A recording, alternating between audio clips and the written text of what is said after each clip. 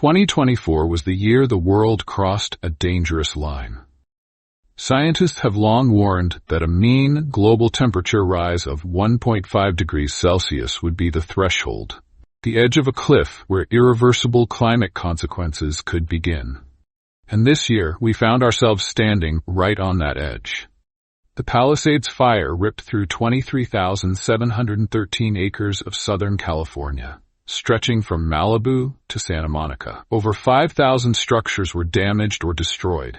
Just miles away, the Eaton Fire erupted the same day, consuming over 14,000 acres in Altadena and leaving more than 7,000 structures in ruins.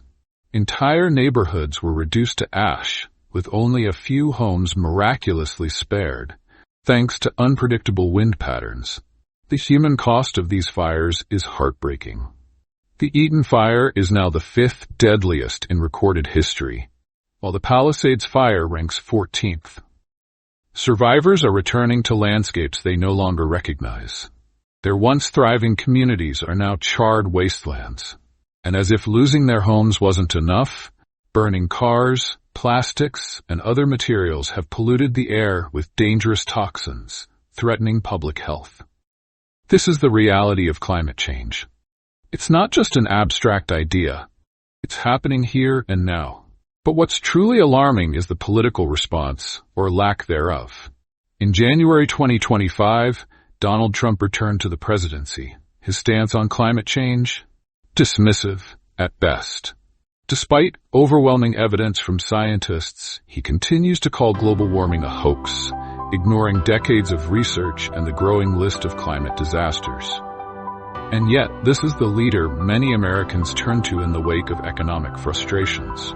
So how did this happen? For young voters, unemployment played a significant role. They've been hit hardest by economic instability, and many turned to Trump in the hope of change. Among Latino voters, a traditionally Democratic bloc, Trump managed to gain significant ground, with a 14% increase in support compared to the 2020 election. Why? Many blame Democrats for rising prices, a side effect of a rapidly growing economy. Trump flipped key states like Pennsylvania, Michigan, and Wisconsin, states that had been in the Democratic column in 2020. In Pennsylvania alone, his support jumped from 27% to 42%. Voters pointed fingers at the Democrats for economic woes, paving the way for Trump's return to the White House. Now, with Trump back in office, his policies are expected to focus on tax cuts, measures that historically benefit the wealthy far more than the working class.